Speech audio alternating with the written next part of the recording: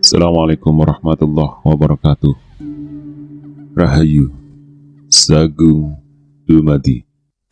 Masih bersama kami di channel Babat Nusantara. Pada kesempatan kali ini akan menceritakan Gajah Mada seri ketiga, Hamukti Palapa, bagian ke-1.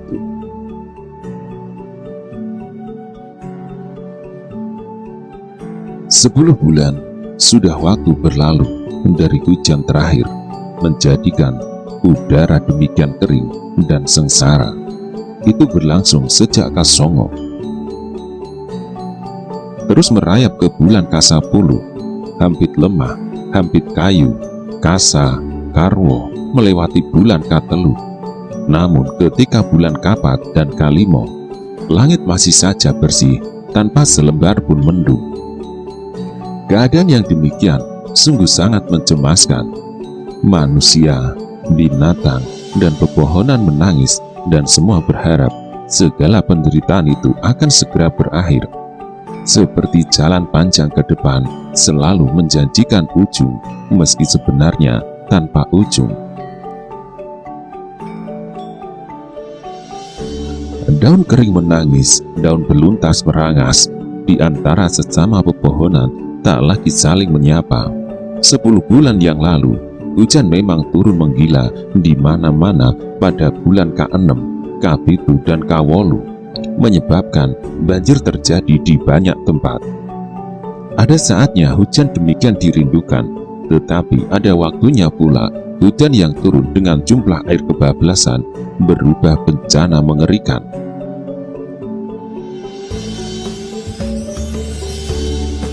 Hujan ada saatnya menjadi anugerah, tetapi hujan berkesanggupan pula menjadi bencana.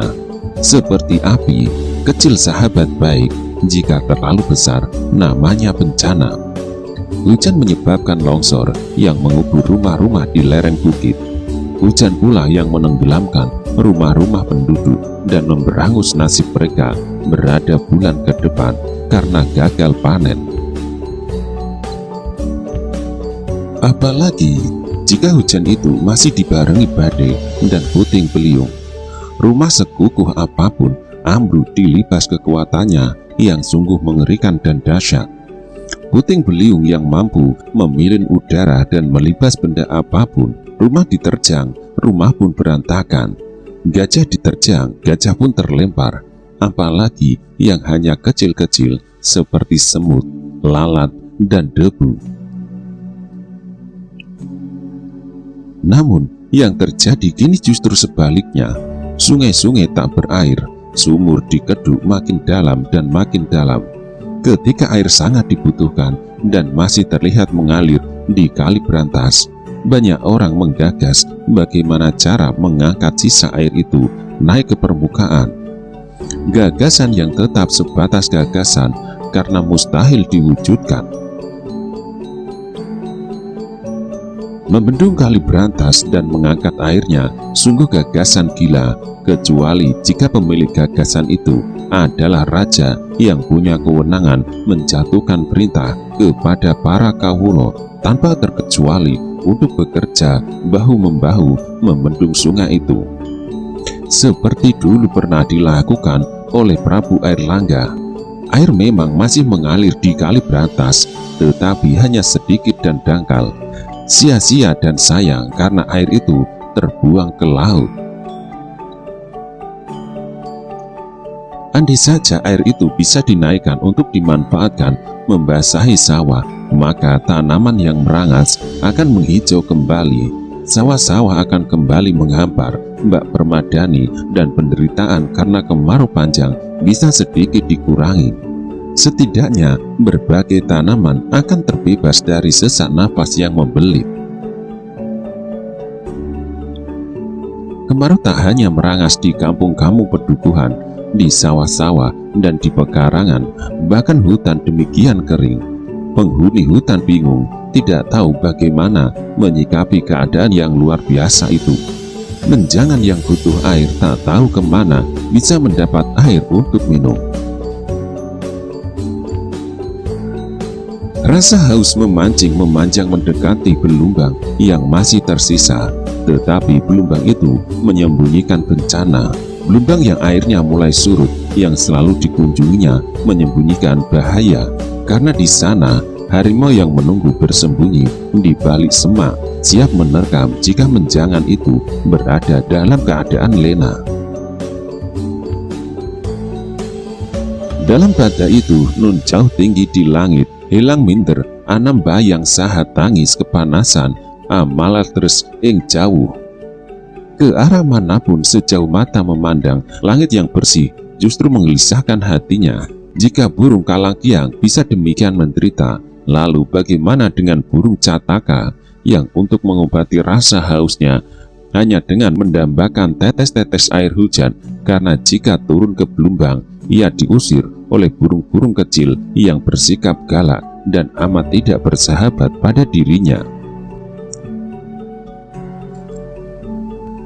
Tak hanya manusia yang berebut air, karena rupanya duka para sena masih belum seberapa dibanding duka burung jujur dan tadah asih. Bagi pasangan ini, kesedihan karena belum juga turun hujan masih harus ditambah dengan rembulan yang menyusut. Masih harus menunggu lama untuk datangnya purnama sebagai penghibur bunda hati. Jujur tadah asih suaranya kawelas harap an nangis ing pangiwang ing wulan.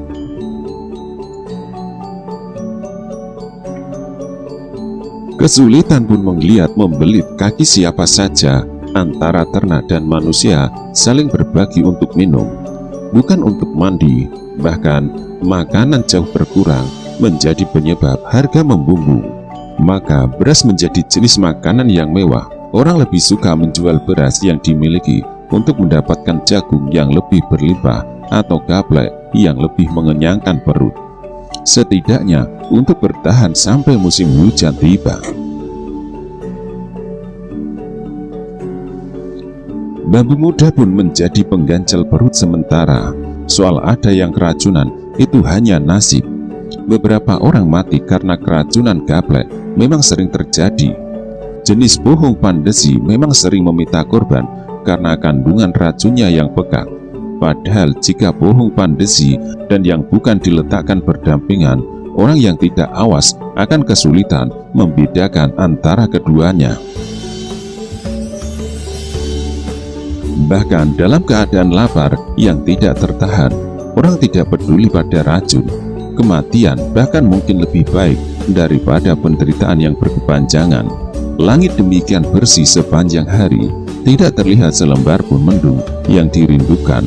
Debu mudah mengepul ketika ada kuda melintas.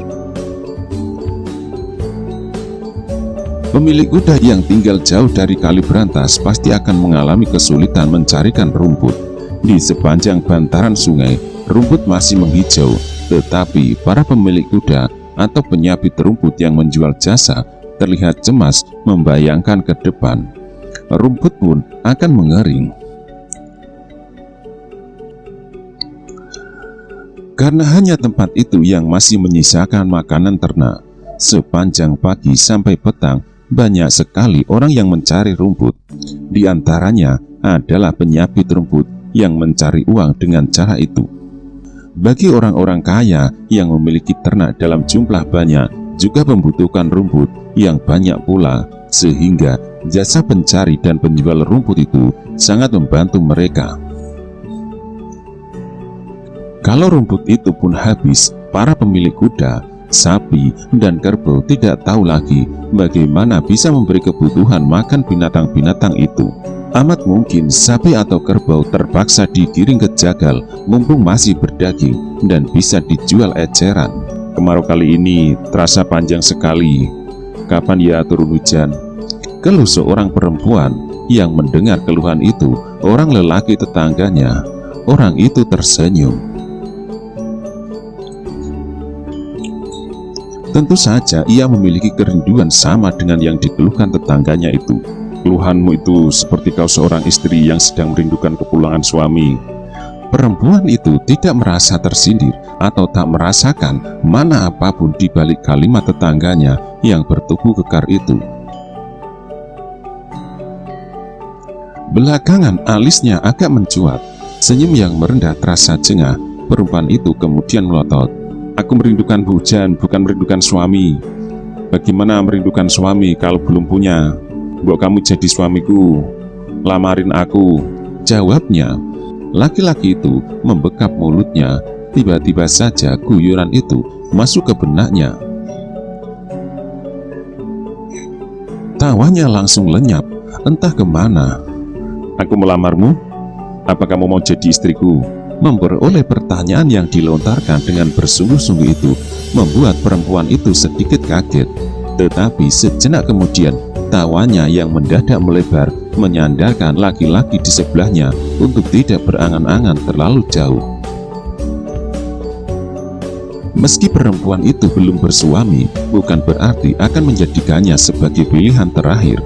Menilik wajahnya yang sebenarnya cukup cantik, sulit dipahami mengapa sampai di usianya sekarang ia masih belum bertemu dengan jodohnya. Mungkin karena mimpinya terlalu muluk menyebabkan jodoh sulit mendekat. Perempuan itu berangan-angan bersuami seorang prajurit. Kalau bisa suaminya adalah seorang pasangguhan. Perempuan itu mendebarkan pandangan matanya dari ujung ke ujung langit. Tetapi warna biru kali ini adalah warna yang ia benci. Ternyata memang ada saatnya warna gelap dan hitam justru dikangeni. Seorang lelaki bernama Haryo Mendung pernah bingung ketika ditanya mengapa orang tuanya memberi nama Mendung. Mendung itu berwarna hitam, lambang kegelapan. Tidak ada maknanya apapun yang bisa dibanggakan dari nama Haryo Mendung. Dalam keadaan kemarau yang terjadi seperti kali ini, terbukti Mendung memang dirindukan melebihi merindukan kekasih hati. Haryo Mendung sedang berada di tengah sawah ketika tetangganya menggoda. "Ayo Mendung, segera turun hujan." Haryo Mendung berbalik dan segera melorotkan celana yang dikenakan. Tanpa sungkan, Haryo Mendung mengocori sawahnya dengan kencing. Yang itu pun tidak deras. Jumlah airnya jauh dari yang dibutuhkan, kecuali jika orang senegara Majapahit dari ujung Jawa belahan timur sampai ke ujung Jawa bagian barat dikumpulkan untuk kencing bersama-sama. Di tanggung sawahnya sudah bisa dibajak dan ditanami padi. Orang yang berada tepat di sebelahnya tertawa terkekeh. Perbuatan itu ditirunya. "Coba japo tai asu, tak ayuhi sawahku, mugo-mugo udane teko," ucapnya. Kemarau panjang dan sangat kering kali ini menjadi keprihatinan siapapun. Untung keadaan masih belum memburuk. Lumbung-lumbung kerajaan yang dibangun di beberapa tempat masih penuh. Bahan makanan yang beredar di pasar masih banyak. Menghadapi keadaan yang demikian, kerajaan telah siap siaga menyalurkan bantuan. Pedati dan dokar disiapkan. Pintu lumbung pun dibuka. Pengendalian kegiatan ini dipimpin langsung oleh Prabu Putri yang muda, Dyahwiyat Raja Dewi Maharajasa, dan disalurkan perintah itu melalui Kementerian Katrini, didukung oleh Sang Panca. Riwilwoktito yang berada di bawah pengendalian Mahapati Aryatada. Namun diselaraskan kegiatan yang dilakukan Sang Panca Riwilwoktito itu di bawah kendali Gajah Mada yang memegang mandat dari Aryatada. Di beberapa tempat yang dilanda paceklik, bantuan segera disalurkan. Untuk pemantauan keadaan itu, ratusan prajurit dan tando disebarkan ke segala penjuru.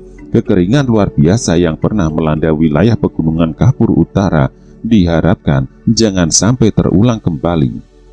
Bojonegoro memang mendapat perhatian melebihi wilayah manapun karena nasib wilayah itu yang selalu buruk.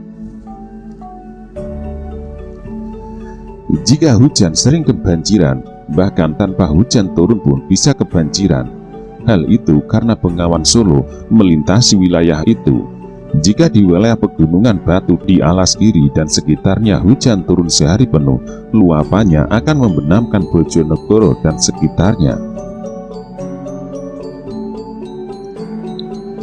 Pemandangan mengerikan macam itulah yang direkam oleh Pancaksara yang kemudian dilaporkan ke istana. Berkat tindakan yang cepat, orang-orang Bojonegoro yang kelaparan tertolong. Busung lapar di Bojonegoro teratasi, namun pada musim kemarau seperti ini dijamin Bojonegoro akan mengalami kekeringan luar biasa, sumur-sumur tidak berair. Sungai-sungai tidak mengalirkan airnya, ternak akan banyak yang mati, penduduk demikian juga, busung lapar yang terjadi, dan aneka macam penyakit kulit akan bermunculan karena berhari-hari tak pernah mandi. Daun-daun merangas, hutan jati berubah menjadi hutan tombak yang serba mencuat menuding langit, mencaci awan yang tidak berani menampakkan diri. Untunglah para pejabat Majapahit tidak melupakan wilayah Bojonegoro dan sekitarnya yang amat menderita. Berpuluh-puluh pedati bahan makanan dikirim dan dibagi secara adil dan merata. Kiriman bahan makanan itu setidaknya bisa mengamankan kebutuhan makanan dalam sebulan atau 2 bulan ke depan. Perhatian istana juga menyebar ke wilayah lain yang menderita karena kekurangan bahan makanan. Juga layak disyukuri karena dari masa panen di tahun yang lalu, lumbung-lumbung terisi berjejal-jejal. Gabah yang disimpan mencapai jumlah yang memadai untuk dihadapkan pada keadaan genting. Demikian juga dengan persediaan gaplek yang terbuat dari ketela.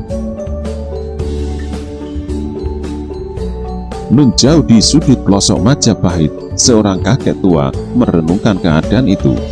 Kakek tua itu masih disebut buyut, meski tidak lagi menjabat buyut.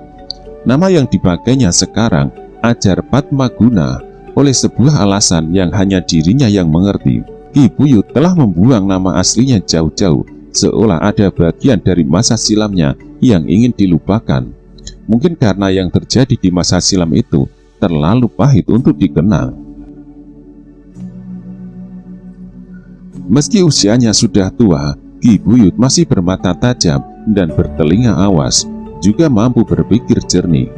Dengan bertumpu pada tongkatnya, Ki Anjar Padmaguna masih mampu berjalan mengelilingi pedukuhannya. Pengalaman hidupnya yang panjang dan memiliki usia paling tua di kampung itu menempatkan Ki Anjar Padmaguna menjadi orang yang sangat dihormati, tidak hanya oleh para tetangga sebelah, tetapi juga orang-orang dari kampung lain. Di pendopo rumahnya, Ki Buyut duduk bersila. Dahar sarapan Kiai. Sebuah suara muncul dari belakangnya. Tanpa menoleh, Ki Buyut menggeleng. Aku belum merasa lapar dan tidak ingin makan, Nyai. Tetapi tolong panggilkan suamimu. Aku mau berbicara. Beranjang Ratus, nama suami perempuan itu, adalah anak Ki Buyut satu-satunya yang masih hidup dari yang semula berjumlah 3. Birowo, anak pertamanya yang mengabdi sebagai seorang prajurit di Majapahit, menjadi pengikut Mahapati Nambi, mati dalam peperangan mempertahankan benteng Pajarakan, tidak jauh dari Yangga atau para Balingga. Lalu anak kedua juga laki-laki, Banyak Telangkas, mati di Patu Ular. Banyak Telangkas meninggalkan seorang istri yang untungnya tidak perlu berlama-lama menjanda, karena ada lelaki lain yang mau mengambilnya sebagai istri. Beranjang Ratus yang mengawini Inten Maharsini memberinya 4 orang cucu, 2 lelaki dan 2 perempuan. Keberadaan para cucu itu merupakan hiburan yang tidak berkesudahan bagi Ki Ajar Padmaguna. Cucu-cucu yang disayangi itu kini beranjak remaja. Kepada cucunya sebagaimana dulu di masa muda, Ki Ajar Padmaguna berangan-angan. Ki Ajar Padmaguna bercerita tentang bagaimana perjalanan hidupnya di masa muda yang penuh dengan perjuangan yang sangat membara. Beranjang Ratus yang mengetahui ayahnya membutuhkan kehadirannya, bergegas turun dari pohon kelapa yang dipanjatnya. Untuk kebutuhan masa istrinya, Ki Branjang Ratus harus menurunkan 1 jengkal kelapa tua dan 1 jengkal lagi kelapa yang masih muda. Di pekarangan rumahnya yang luas, ada hampir 100 pohon kerambil yang sebagian diantaranya menjulang terlalu tinggi, menakutkan siapapun yang akan memetik. Ki Buyut Padmaguna membalut tubuhnya dengan kain panjang yang dibelitkan di bagian pinggang. Separuh sisanya disampirkan ke pundak, menjadi semacam selendang sekaligus jubah. Rambutnya tak selembar pun yang menyisakan warna hitam, tetapi masih lebat dan panjang. Itu sebabnya ukuran gelung kelingnya cukup besar melingkar di atas kepala. Jenggot dan jambangnya menyatu dan panjang. Jika duduk, rambut panjang itu menyentuh pangkuannya. Wibawa yang dimilikinya demikian besar, menyebabkan semua orang di pedukuhan tempat ia tinggal menghormatinya dengan sangat. Untuk berbagai keperluan, para tetangga dan penduduk pedukuhan yang lain selalu minta petunjuk dan restu kepada Ki Ajar Padmaguna.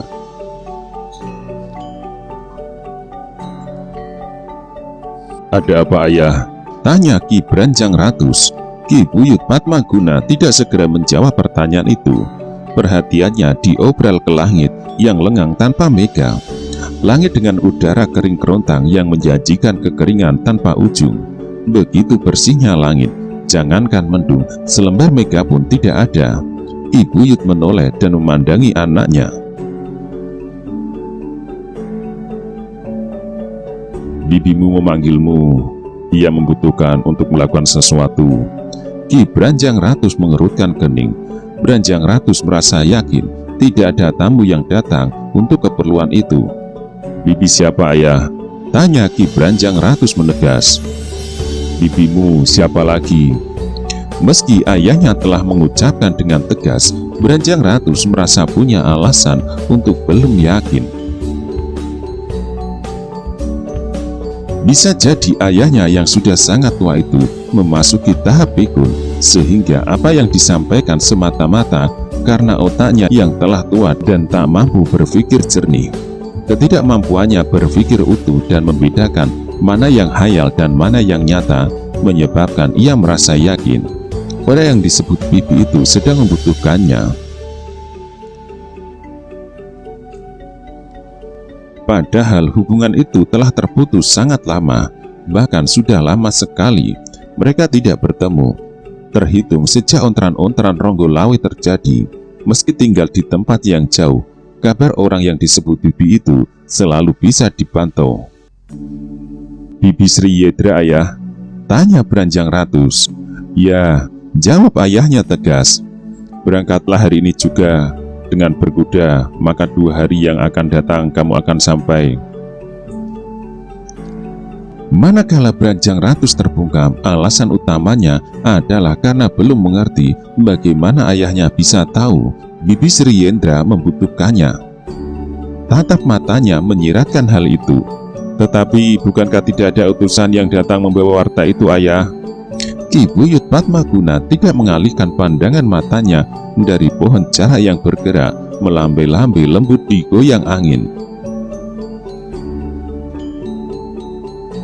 Ada pohon jara punya indera pengatu, goyangan angin itu akan mendorongnya bablas ke alam mimpi. Di pedukuhan dengan udara sejuk itu, pohon jara ditanam dan tumbuh di mana-mana sebagai pagar. Bahkan dengan sengaja ditanam di kebun, karena tanpa ada pohon jara, malam hari akan menjadi gelap gulita. Sebagai bahan bakar penerangan, di samping getah jara, ada juga orang yang menggunakan lemak. Namun, karena baunya menyengat, minyak lemak tidak begitu disukai anak-anak. "Sebaiknya jangan banyak bertanya. Pergilah. Kau tahu bagaimana cara yang harus kau lakukan untuk bertemu bibimu," jawab ayahnya. Ki Branjang Ratus tidak menjawab, dengan ikhlas dan dilaksanakan tugas itu karena baktinya yang tulus dan besar kepada ayahnya.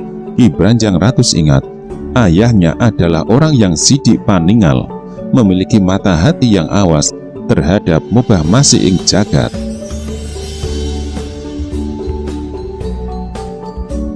Maka jika Bibi Sri Yendra memang membutuhkannya, mungkin saja Ki Buyut bisa mengetahuinya cukup melalui hubungan batin, di keheningan hati, atau bisa pula melalui mimpi. Rasanya memang demikianlah cara berhubungan antara orang tua yang berjauhan tempat. Ki Branjang Ratus mempersiapkan kudanya di kandang, dibantu 2 orang anak lelakinya. Sementara itu istrinya mempersiapkan bekal apa saja yang harus dibawa, dibantu 2 anak perempuannya. "Berapa lama ayah pergi?" tanya anak perempuannya setelah Ki Branjang Ratus berada di atas kudanya. "Ayah akan sampai di tempat tujuan dalam 2 hari. Waktu yang ayah perlukan untuk kembali 2 hari lagi. Mungkin bisa lebih, karena ayah belum tahu tugas macam apa yang akan diberikan nenekmu." "Belikan aku baju baru ayah," anak perempuannya yang kedua menyela. "Ya," jawab ayahnya. Maka sejenak kemudian, senyap siang itu pecah oleh suara kuda yang berderap di jalanan yang membelah perdukuhan. Demikian parah keadaan karena kemarau panjang. Sepanjang jalan yang dilewati, debu mengumpul berhamburan. Keadaan yang serba kering dan kerontang adalah pandangan yang akan selalu dilihat oleh Branjang Ratus di sepanjang perjalanannya. Begitu keluar dari pedukuhan, Ki Branjang Ratus akan melewati tepian hutan. Dalam keadaan biasa hutan itu akan menghijau, tetapi kali ini hutan itu terhapus dari warna hijau, yang tersisa hanya pohon-pohon tanpa daun.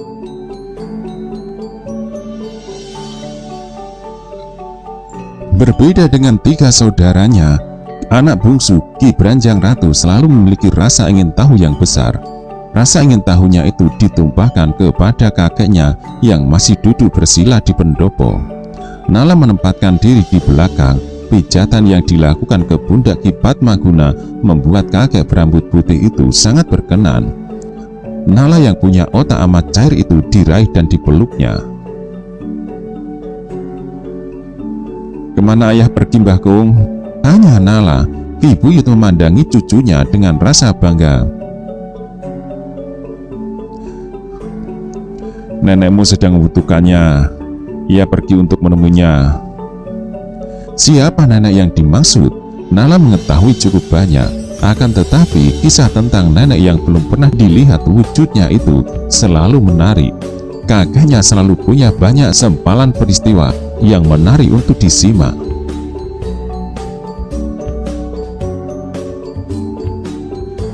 Jika kakeknya bercerita tentang nenek Sri Yendra, selalu saja ada hal baru diceritakan yang akan disimaknya cerita itu dengan penuh gairah.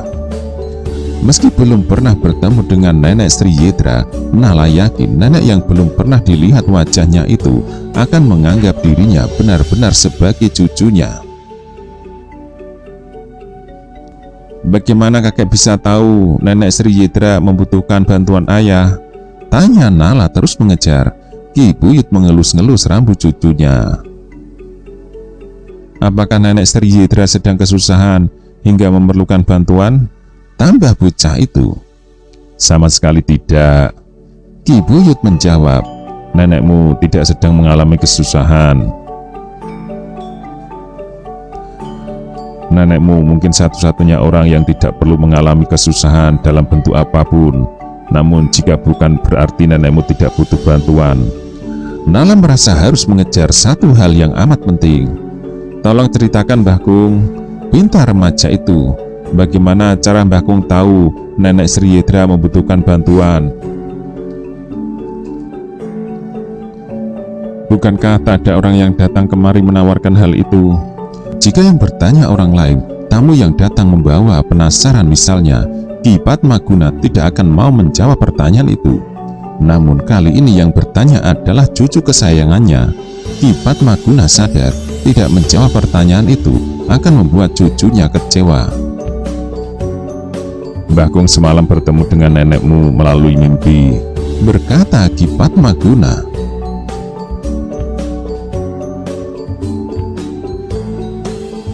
"Di tepi pantai dengan ombak mengalir deras, nenekmu mengutarakan butuh bantuan ayahmu. Itulah karenanya ayahmu kukirim untuk menemuinya. Ayahmu orang yang dipilih untuk membantunya. Bantuan apa? Tanya Nala. Nenekmu hanya mengatakan sedang butuh bantuan, tetapi tidak dikatakan bantuan apa yang dibutuhkan. Jawaban itu tidak bagi Nala yang telah mampu berpikir menggunakan nalar terasa aneh.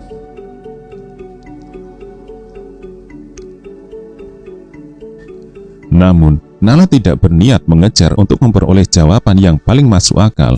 Ingat kelapa muda yang telah diturunkan ayahnya dari pohon, Nala segera berlari menghambur. Seperti apa yang dicemaskan, satu jenjang kelapa muda yang telah diturunkan dari pohon menjadi jarahan saudara-saudaranya. Namun, Nala tak harus kecewa, tidak berkebahagiaan. Soal memanjat kelapa, Nala justru sangat mumpuni dengan kelincahan mirip seekor beruk, binatang sejenis kera, tetapi memiliki ukuran jauh lebih besar. Ki Buyut turun ke halaman. Kali ini perhatiannya ditujukan ke gunung yang menjulang tinggi. Dengan arah lurus di depan rumahnya, mata hati Ki Buyut Padmaguna membaca sesuatu pada gunung itu, hal yang layak dicemaskan.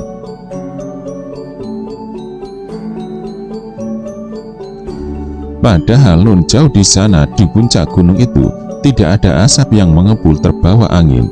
Gunung itu Kamput namanya. Gunung itu sedang menggeliat, tenaga raksasa sedang mendidih di kedalamannya dan amat butuh penyaluran. Padahal pada waktu bersamaan di tempat lain tak jauh dari Pabayu Pindah, sesuatu di bawah tanah tengah bergerak mengancam keselamatan siapapun. Jika tanah itu bergerak, boleh jadi akan merobek celah ke pundan Gunung Kamput dan menumpahkan isi perutnya yang berupa cairan api yang melontarkan batu-batu menyala dengan ukuran sebesar gajah. 2 hari kemudian perempuan tua berwajah bersih itu membuka matanya. Ia mendapatkan di depannya telah duduk bersila seseorang lelaki. Tidak banyak cahaya di ruangan yang bersih berbalut bau duka kemenyan itu. Gelap malam di ruangan itu hanya diterangi sebuah ublik yang hidup tak hendak mati pun segan. "Aku yang menghadap Bibi," ucap Branjang Ratu setelah yakin perempuan itu telah membuka mata.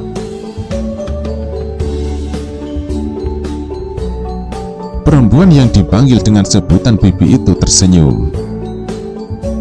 "Apakah ayahmu telah meletakkan sebuah tugas di pundakmu untuk menempuh perjalanan jauh kemari?" Branjang Ratu yang duduk bersila tak mengubah arah pandangan matanya.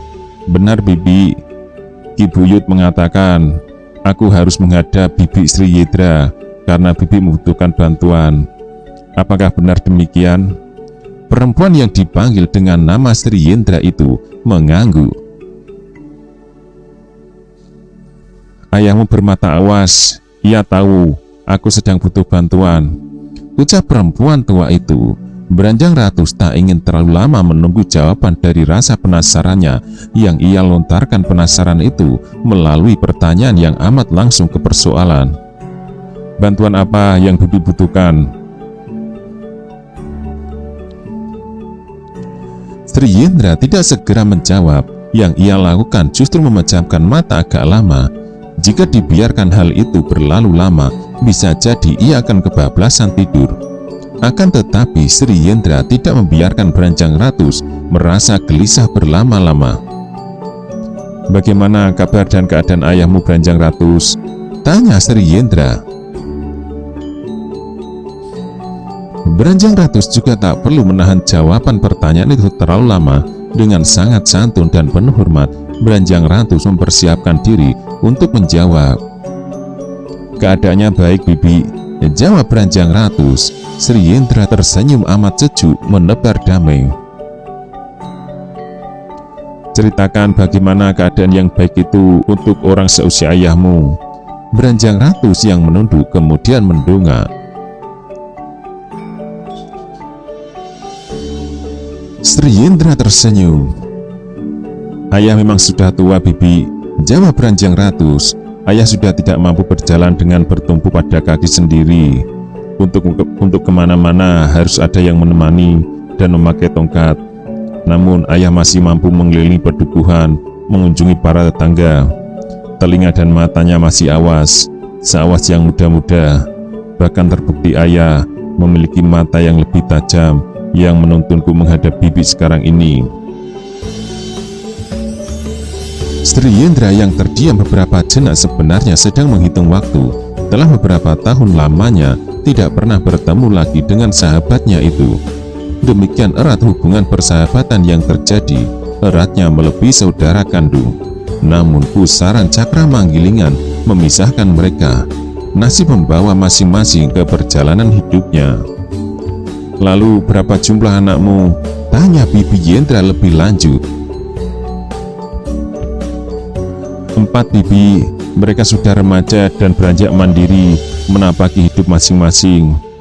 Ada alasan yang sangat mendasar bagi Sri Yendra untuk mengetahui lebih banyak bagaimana kehidupan Ki Buyut Padmaguna, juga bagaimana dengan kabar anak keturunannya. Jika dimungkinkan untuk menengok, tentu menyenangkan sekali, namun hal itu tak mungkin dilakukan. Usianya yang makin tua serta kesehatannya yang sering memburuk menyebabkan perempuan itu harus sering berada di biliknya. Apa yang dilakukan justru seperti menyongsong entah kapan kematian datang menjemput. Jika dewa pencabut nyawa itu datang, akan diterima kehadirannya dengan penuh ikhlas. Tak ada secuil pun isi di dunia ini yang menjadi beban hingga sayang jika harus ditinggalkan, tak juga kekasih dan permata hati. Pada satu kurun waktu kematian bisa menakutkan, tetapi seiring mengendapnya hati, kematian bahkan ditunggu kehadirannya. Akhirnya perempuan bertubuh kurus itu merasa telah tiba saatnya berbicara langsung ke pokok persoalannya. Ada sebuah hal penting yang harus kau kerjakan. Bantulah aku untuk mencari 2 buah benda pusaka penting di istana Majapahit. Masing-masing adalah Cina Naga Gringsing Lobeng Luwih Laka dan Songsong Udan Riwis. Udara mendadak bergolak di ruangan itu. Branjang Ratus bingung, mungkin karena pembicaraan menyangkut masalah yang menakutkan. 4 ekor cecak yang melekat di dinding berhamburan bersembunyi. Orang semajapahit memiliki cihna nagara yang dipasang di pendopo-pendopo rumah. Cihna Majapahit berupa gambar buah wilwo yang bersinar dengan latar belakang kain bercorak gringsing lobeng luwih laka. Namun, cihna pusaka bukanlah cihna seperti pada umumnya karena memiliki nilai sejarah yang oleh karenanya keberadaan cihna itu dianggap sebagai lambang negara yang dikeramatkan. Hal yang demikian karena benda itu merupakan cihna yang pertama dibuat atas perintah Raden Wijaya, yang tentu sangat berbeda dari cihna yang dibuat dalam jumlah banyak yang dibagikan kepada segenap rakyat dengan berkewajiban harus memasang lambang negara itu di rumah masing-masing. Di samping cihna negara, para kawulo juga masih memiliki bendera gula kelapa. Bendera berwarna merah putih itu dikibarkan pada hari-hari penting tertentu.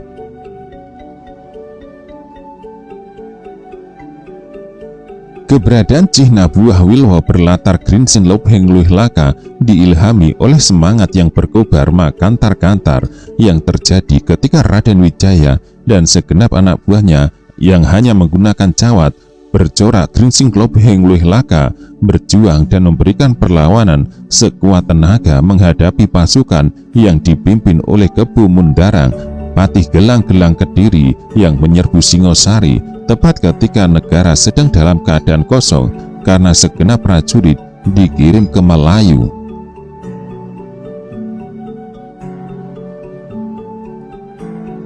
Kemudian dijadikan kain bercorak gringsing itu sebagai cihna melatari gambar bulat buah maja.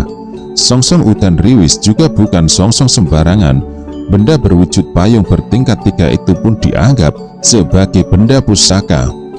Setidaknya telah tercatat beberapa songsong Kyai Udan Riwis telah berjasa memayungi Naraya Sanggrama Wijaya ketika diwisuda menjadi raja.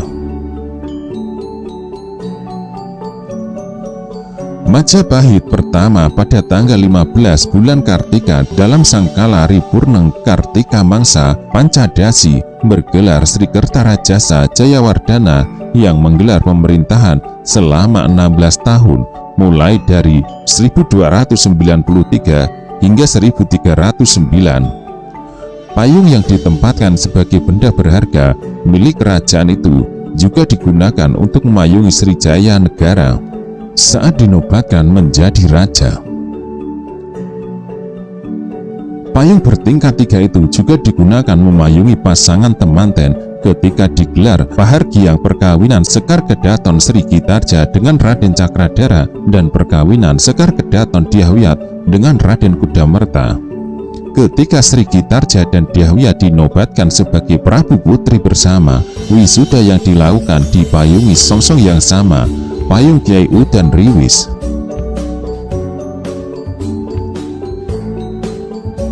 Dua benda yang keberadaannya kemudian dianggap sebagai benda pusaka itu disimpan dan disatukan dengan benda pusaka lainnya di ruang perbendaharaan pusaka yang dijaga ketat siang malam oleh beberapa orang prajurit yang melakukan penjagaan secara bergilir dengan senjata selalu siaga dan dalam keadaan terhunus. Di gedung pusaka itu juga disimpan harta pusaka yang tak ternilai, mulai dari perhiasan sampai kakawin yang ditulis oleh para pujangga yang disimpan dalam sebuah lemari besi dan kuncinya dipegang oleh Prabu Putri. Tak jelas untuk keperluan apa Sri Yendra memberikan tugas mencuri dua benda pusaka itu. Padahal benda itu berada di lingkungan istana yang dijaga dengan sangat ketat oleh pasukan yang bukan pasukan sembarangan. Pasukan khusus Bayangkara tidak hanya menjaga istana Majapahit dengan amat ketat untuk memberi jaminan keselamatan kepada Prabu Putri dan segenap keluarganya. Akan tetapi juga termasuk menjamin keutuhan semua benda pusaka yang disimpan rapi di ruang perbendaharaan pusaka itu. Maka semut pun mustahil bisa masuk tanpa izin. Belajar dari pengalaman masa lalu, khususnya ketika pemberontakan yang dilakukan Rakuti terjadi, yang sebagian penyebabnya adalah pengawalan terhadap istana tidak dikendalikan oleh satu tangan, maka kali ini tugas untuk mengawasi istana hanya dilakukan oleh pasukan khusus Bayangkara. Pendek kata, semua ruang yang berada di balik dinding yang membentang mengelilingi istana dari ujung ke ujung berada dalam tanggung jawab pasukan Bayangkara. Istana tempat tinggal Prabu Putri Sri Gitarja Tribuana Tunggadewi Jaya Wisnuwardani dan Dyahwiyat Raja Dewi Maharajasa dijaga paling ketat dengan pengawalan berlapis-lapis. Demikian pula dengan pengawalan istana kediaman Ibu Suri Tribuaneswari dan Ibu Suri Gayatri dikelilingi para prajurit untuk menjamin keamanan dan ketentraman kedua janda Raden Wijaya itu. Beradu punggung dengan balik ringsing, di sanalah letak sebuah bangunan yang dijaga tidak kalah ketat. Cihna Gringsing Lobeng Luwih Laka dan Sosong Udan Riwis disimpan di tempat itu. Tugas yang terasa aneh itulah yang untuk beberapa saat membungkam mulut anak Ki Buyut Padmaguna. Beranjang Ratus bingung, tak tahu harus bertanya apa. "Kamu bingung untuk alasan apa? Aku meminta bantuan melakukan itu," tanya Sri Yendra. Beranjang Ratus mengangguk. "Kamu tak usah bingung, Beranjang Ratus. Lakukanlah saja tugasmu, mencari kedua pusaka itu. Selebihnya percayakan kepadaku. Aku akan beri petunjuk atas apa yang harus kau lakukan pada kedua benda itu." Lalu hening yang senyap datang menyelinap menundukkan Ki Beranjang Ratus yang tak perlu mempersoalkan mengapa tugas nista itu harus dijalaninya. Beranjang Ratus tak perlu berlama-lama berhadapan dengan bibi yang sangat dihormatinya itu. Beranjang Ratus akhirnya merasa yakin akan melaksanakan pekerjaan yang dilakukan para maling itu walau sesulit apapun. Jika Bibi Sri Yendra membutuhkan sesuatu yang memerintahkan apapun, diperintah ambyur ke lautan api pun akan diterjuninya.